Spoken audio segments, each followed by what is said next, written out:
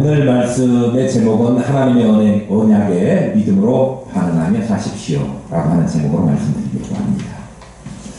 지금 계속해서 사람 왕들의 이야기 하니까 이름들이 어렵고 또 들을 때는 그런 것 같지만 또 다음에 생각해보면 이 왕이 그 왕인가? 그 왕이 이 왕인가? 헷갈릴 때도 있어요. 더구나 지금 현재는 남유다하고 북이스라엘의 왕이 똑같은 이름으로 등장하고 있기 때문에 더 혼동이 많이 될 줄 압니다. 남유다의 요아스가 왕이 되어가지고 37년째 되던 해에 북이스라엘에는 똑같은 이름 요아스가 등장해요. 예후의 아들이 여호아하스, 여호아하스의 아들이 요아스예요.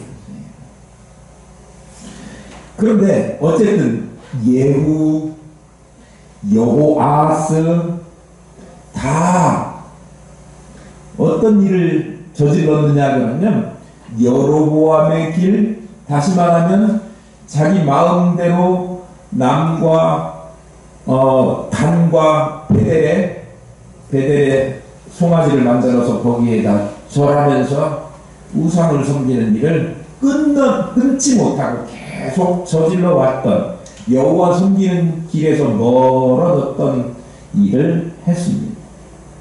그러니까 나라가 힘이 빠지고 더군다나 주변의 국가들 중에 아람이 호실탐탐 북이스라엘을 넘보고 있는데 아람에게 뭐라고 그랬죠? 타작마당의 티끌과 같은 존재로 북이스라엘이 약화되었습니다.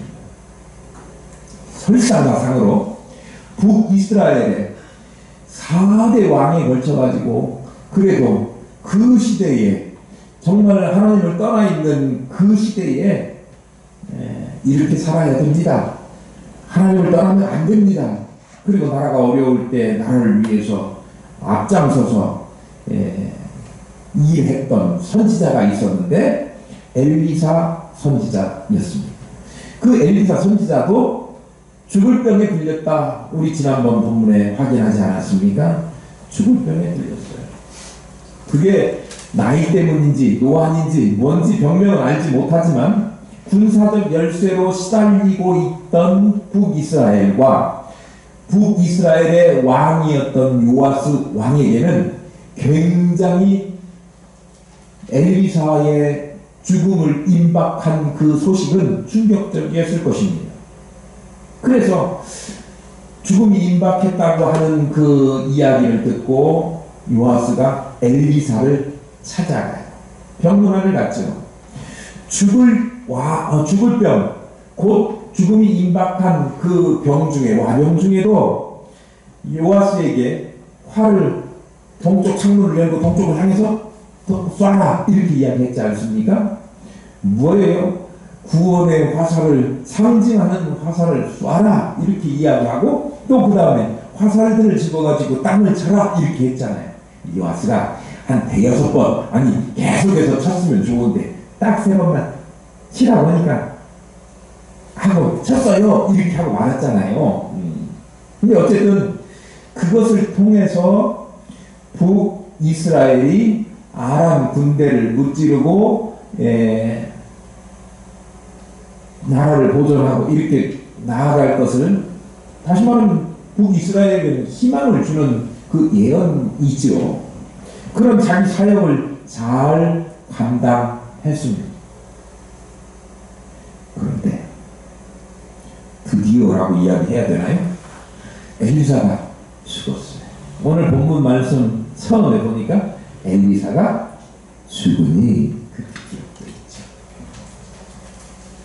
올 것이 오고야 말았습니다. 그래서 엘리사가 죽은 다음에 어떻게 했겠어요? 장례식을 치렀습니다. 해가 바뀌매라고 기록되어 있는데 이걸 원문을 찾아서 보면 해가 바뀌매라고 하는 표현보다는 해마다 이렇게 번역하는 게 더 훨씬 옳다고 보여지는 문장이에요. 엘리사가 죽은 후에 해마다 모압의 도둑들이 아까 쳐들어와서 괴롭혔던 건 누구였죠? 아람이었죠. 근데 이번에는 또 주변국의 모압 나라가 도둑대를 이끌고 와가지고 침범해서 괴롭게 하고 빼앗아가고 못살게 구는 일이 생겼습니다. 이스라엘을 모압의 도둑대가 침범해서 못살게 구는, 그러니까 아람에서 힘들죠. 또 지금도 막 그 힘겨루기 하고 있는 입장이죠. 국력도 현저하게 약화됐죠. 아람에 뭐도 바쳤죠? 성경에 뭐 바쳤다 그렇게는 기록하고 있지 않지만 정세를 보니 조금도 바쳐야 명백을 유지할 수 있는 그런 상황인 것 같아요. 게다가 이스라엘의 마병이요 또 병거라고 불리워졌던 인물 엘리사도 죽게 됐습니다.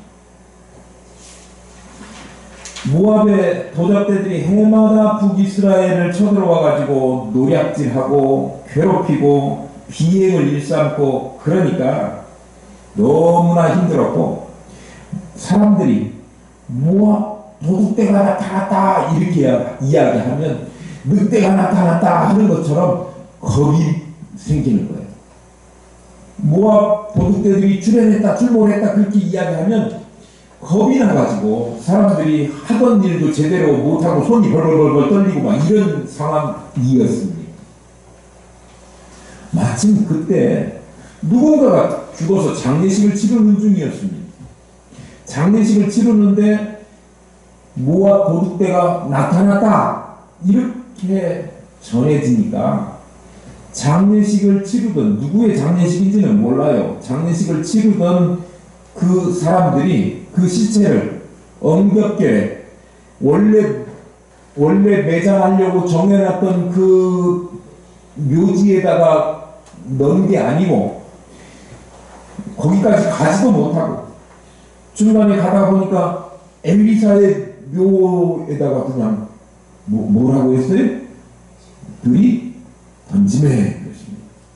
우리 성경 우리말 표현으로 전달되는 어감은 들이 던짐에 그러니까 시체를 막 메고 오다가 갑자기 그냥 겁이 나니까 팍 던졌다 이렇게 생각이 되지만 그런 의미가 아니고요. 원래 정해진 묘에다가 가서 장사를 하고 와야 되는데 거기까지 가지도 못하고 놀라고 두려운 마음에 다른 사람 엘리사의 묘에다가 그냥 거기다가 놓고 허겁지겁 자기들은 도망가 버린 거예요. 그런 상황입니다. 그런데 참 신기한 일이 벌어졌습니다. 그 시체가 엘리사의 몸에, 아니 엘리사의 유골의 뼈에 닿으니까 그 죽었던 사람이 다시 소성케 되고 일어나게 되었어요. 이야, 엘리사의 뼈에 엄청난 능력이 있구나 이런 생각이 확 드시지 않습니까? 오늘 본문 볼까요? 20절, 21절입니다. 병장이 읽었던 내용인데 제가 읽어보겠습니다. 엘리사가 죽으니 그를 장사하였고 해가 바뀜에 모압 도적대들이 그 땅에 온지라. 마침 사람을 장사하던 자들이 그 도적대를 보고 그의 시체를 엘리사의 묘실에 들이던짐에 시체가 엘리사의 뼈에 닿자 곧 회생하여 일어섰더라. 고대 이스라엘에서는 시체를 우리나라처럼 관에다 넣어가지고 땅 파고 거기다 묻는 게 아니고 아마포, 우리 예수 믿는 사람들 신천 세마포 뭐 이렇게 부르지 않습니까? 그런 걸로 쌓아요. 그래가지고 동굴 속에 무덤에다 넣고 거기다가 이렇게 시체가 썩어서 뭐죠? 뼈만 남게 될 때까지 기다립니다. 탈골이라고 하던가요? 그런 상태가 될 때까지 기다려요. 그런 오랜 세월이 지나면 그곳에서 시체가 부패하고 뼈만 남아요. 그 뼈를 뭐라고 해야 돼? 추린다고 합시다. 추려가지고 항아리에다가 넣어요. 그래가지고 그 항아리에다가 이름을 쓰는지는 모르겠지만 항아리를 딱 이렇게 놓고 그러면 시체가 누워있던 자리가 또 비죠. 그럼 누군가가 죽으면 그의 후손이나 가족이나 누가 장례가 생기면 거기다 갔다가 또 놓고 똑같은 일이 반복되고, 이 사람 지나면 실제 항아리에다 뼈 추려가지고 또 이렇게 놓고 이렇게 하는 거예요. 그런데 지금 상황은 어떠냐 하면, 항아리에다가 엘리사의 뼈를 넣은 상태는 아니고 천으로 이렇게 싸갖고 놓았을 건데, 그것이 이제 다 부식되고 썩고 해가지고 없어지고 뭐만 남았어요. 시체를 던졌더니, 누군가의 시체를 장례식 하다가 놀래가지고 시체를 던져놨더니 그 시체가 엘리사의 뼈에 닿았다는 거예요. 그러니까 엘리사의 육체가 남아있어요? 살이 남아있어요? 안 남아있어요? 안 남아있고 뼈만 남아있어요. 탈골된 상태. 그러니까 엘리사가 죽은 지 오랜 시간이 흘렀구나 라고 하는 것을 알 수 있죠.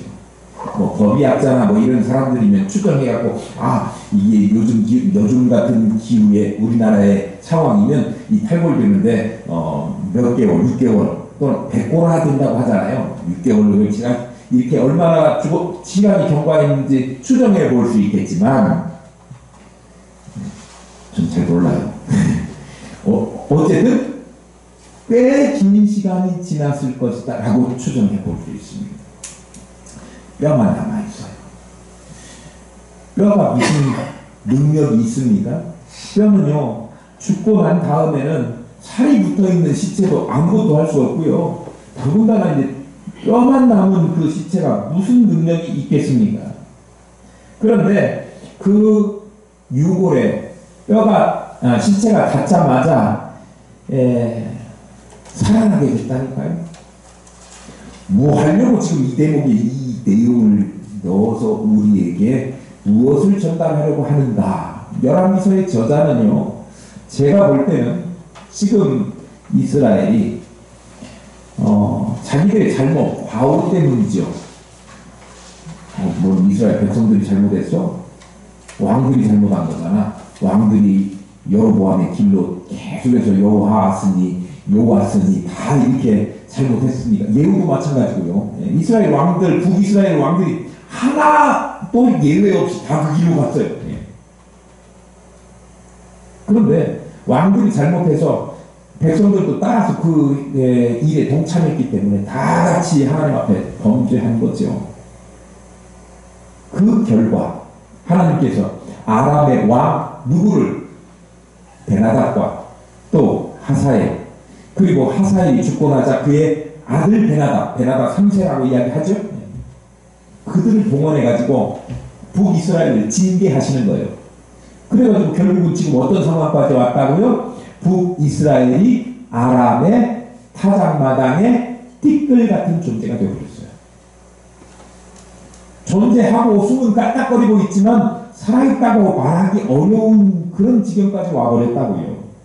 그럼에도 불구하고 하나님께서 너희들이 회개하고 돌아오면 무능하고 능력 없고 아무런 가치도 없는 시체에도, 시체 유골이 무슨 능력이 있는 게 아니라 그 시체에도 하나님의 능력이 임하면 죽은 것이 살아나게 되는 그런 능력을 부어주실 테니 깨달으라, 하나님만 바라보라 라고 하는 메시지가 담겨있는 거예요.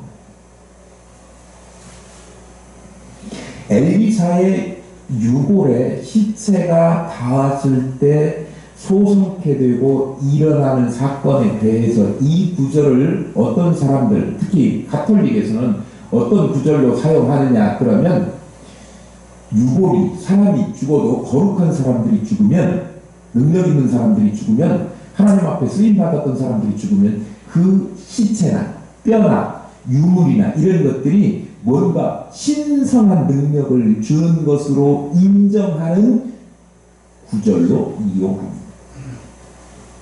그래서 성당이나 이런 데 다니는 보면 누구의 유골, 누구의 유물, 그리고 그의 성상을 만들어 놓고 그 앞에 가서 기도하고 신성시하고 뭐 이런 거 있어요. 성인들 그의 유물 뭐 이런 것들을 숭배하는, 거기서 능력을 얻을 것이라고 생각하는 거죠. 그런데 오늘 본문은 엘리사의 유골에 특별한 신비한 능력이 있다 또는 이 거룩한 사람들이 남겨놓고 간 유물이나 또 유골이나 이런 거에는 신성한 능력이 있다라고 하는 이야기를 하려고 기록한 말씀은 결코 아닙니다. 엘리사의 유골이 아니라 그와 함께 하셨던 하나님의 능력을 보여주는 거예요.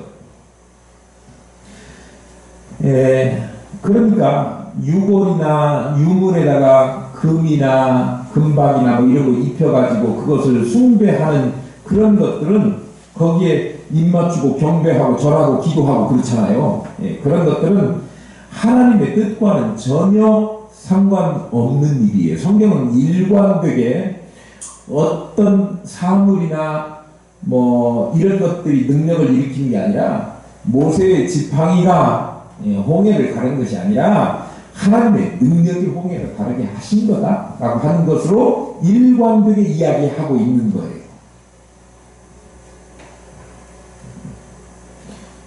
그러니까 결국은 하나님의 능력이 고친 건데 무슨 뼈다귀가 능력을 행한 것처럼 그것을 우상처럼 신성시하고 그걸 숭배하고 이런 것은 옳지 않다라고 하는 것을 분명히 여러분 기억하시면 좋겠어요.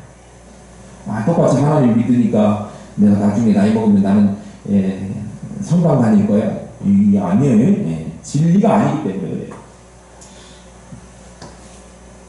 궁극적으로 그런 일들을 우상숭배하는 일이에요. 하나님이 제일 싫어하시는. 성경은요, 모든 이적과 능력은 걸어가신 하나님을 통해서만 이루어진다고 처음부터 성경 끝까지 일관되게 이야기하고 있거든요. 엘리사의 어떤 신비한 능력이 있어서가 아닙니다. 엘리사가 죽어서도 죽은 자를 살리는 능력자였기 때문도 아닙니다. 엘리사의 뼈에는 아무런 신비한 능력이 없습니다. 아무리 능력 있는 사람도 죽으면 다 썼고 다른 사람들 모든 사람들이 가는 그 길로 가서 무능력한 존재가 될 수밖에 없어요. 그런데 죽어서 무능력하고 무기력하고 아무것도 할 수 없는 존재임에도 불구하고 하나님의 능력이 덧입혀지면 소속해 되고 죽은 것이 살아나는 그런 역사를 만들어낸다 라고 하는 거예요. 그러니까 여러분 짐작하실 수 있죠? 왜 하나님께서 엘리사의 뼈에 신체가 닿자 그것을 소성케 하고 일어나게 하셨는가 라고 하는 것을 여러분 생각해보면 그 이유는 분명해요.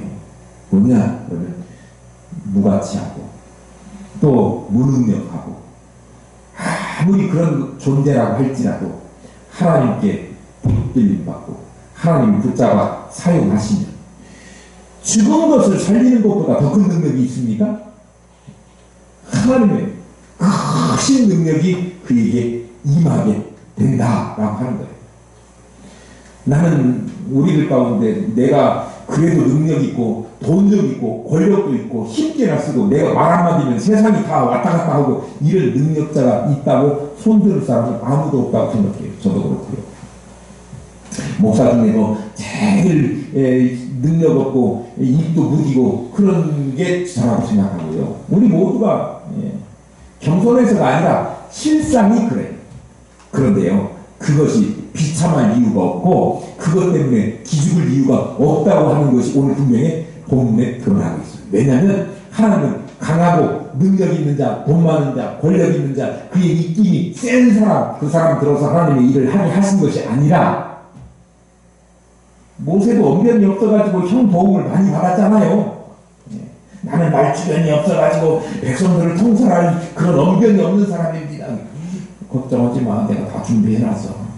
말주변이 없는 사람도 하나님은 다 들어쓰시고요. 능력이 없는 사람도 하나님은 다 하나님께 붙들리기만 하면 그를 통해서 하나님의 위대한 역사를 이루어 가신다라고 하는 거예요. 여러분들이 부자 아니고 권력자 아니고 말 잘하고 막 모든 것을 소유하고 있는 그런 사람이 아닌 것이 오히려 하나님 앞에 감사할 조건이에요. 왜? 하나님은 그런 사람 안 쓴다니까요. 하나님 앞에 붙들리지 않을 사람들이에요. 그 사람들은. 그런데 우리는요, 하나님이 붙들어 쓰실 만한 자격자들입니다.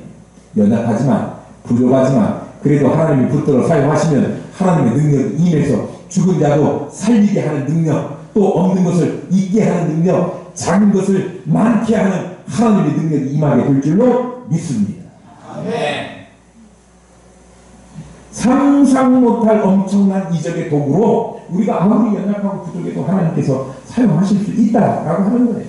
그러니까 우리는요, 뭘 바라봐야 되냐면 우리의 무능력함, 우리의 무기력함, 우리의 무가치함, 이것을 바라보는 것이 아니고 우리와 함께 하실 하나님의 능력, 전능하신 하나님의 능력을 바라보면서 나아가는, 하나님의 능력에 기대를 가지고 하나님의 능력을 확실히 믿고 나아가는 저와 여러분 되어야 될 줄로 믿습니다. 하나님은요, 일꾼을 부르실 때요, 능력 있는 자를 부르신 것이 아니고요, 모세같이 80살 먹고 양치기에 불과했던 그런 사람 들어 쓰셔가지고 200만 명이나 되는 이스라엘 백성들을 이끌고 가는, 40년을 이끌고 가는 그 대장 중에 위대한 영도자, 지도자 모세를 사용하셨다 그런 이야기예요.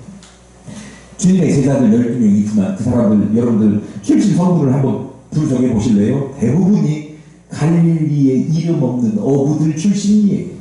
그냥 고기 잡아갖고 그날 먹고 살기 바빴던 사람들이에요. 그런데 하나님의 손에 붙들리니까 그들이 주님의 사도로서 정말 생명을 전하고 복음을 전하는 데 위대하게 쓰임받는 주님의 사도 역할을 잘 감당한 것 아닙니까? 오늘 우리가 부족하고 모자라고 이런 것이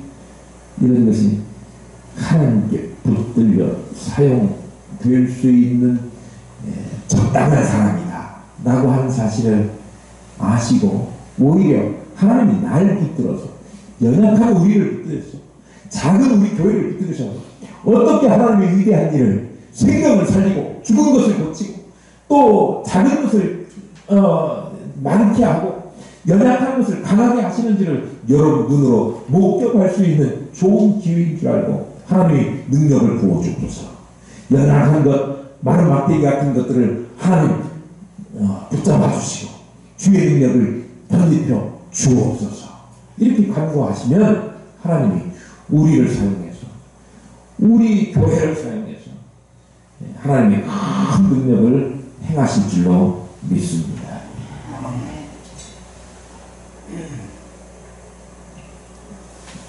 북이스라엘의 아합 왕조를 무너뜨린 왕조가 예후 왕조죠.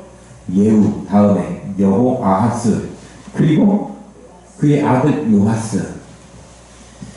그 시대에 아람의 하사엘, 그리고 또 베나다 3세 뭐 이런 사람들이 이스라엘 학대해가지고 지금 정말 약한 처지가 되었습니다.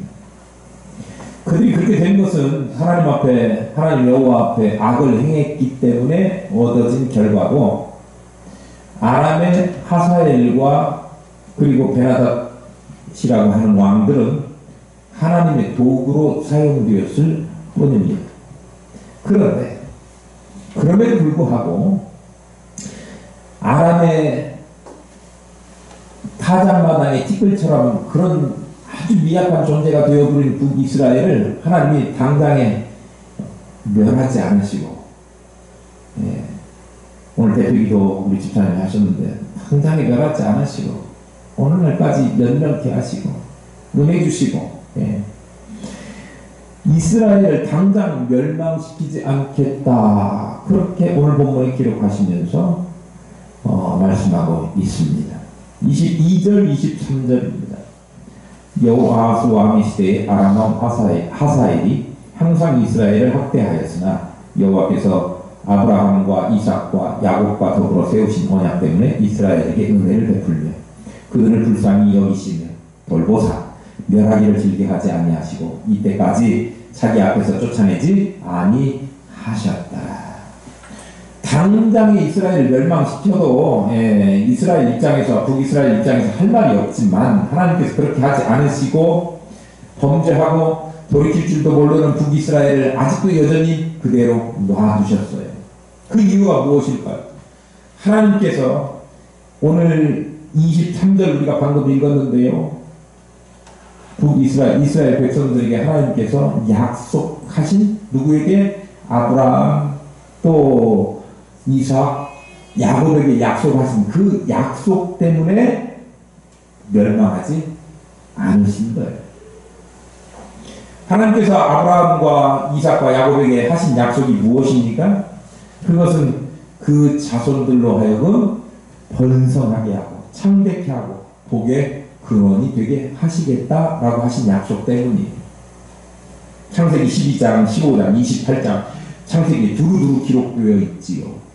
그래서 하나님께서 그들에게 언약하시고 그 약속 때문에 지금 그 약속한 때로부터 얼마나 많은 시간이 지났는데도 불구하고 족장시대고 지금은 왕정시대에서 지금 분열왕국시대까지 왔지 않습니까? 얼마나 긴 세월이 흘렀습니까? 까마득하게 오래전의 일이에요. 그런데도 또 이스라엘 백성들이 그동안에 오랜 세월이 흐르는 동안 하나님의 언약을 잊어버리고 자기들이 범죄하고 언약을 스스로가 깼던 사람들 아닙니까? 그런데도 언약의 당사자 되는 사람들이 아무리 변하셨다고 하더라도 언약을 하신 그 하나님은 그 언약을 변개치 않으시고 그 약속을 수많은 시간이 흐른 다음에도 지금도 신실하게 지키셔서 그들을 멸망시키지 않고 있는 거예요.